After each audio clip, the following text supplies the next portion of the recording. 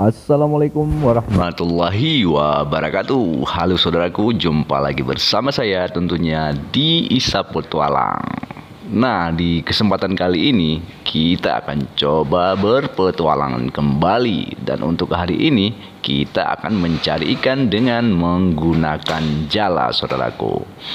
Dan untuk lokasi hari ini kita berada di kawasan Krung Keruto, Kecamatan Payabakong, Kabupaten Aceh Utara. Nah, ini rekan kita sudah melemparkan lemparan pertamanya. Oke, kita tunggu gimana hasilnya, saudaraku.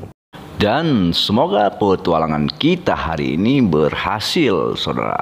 Ikan-ikan yang ada di sini bisa mendarat dengan selamat. Mantap.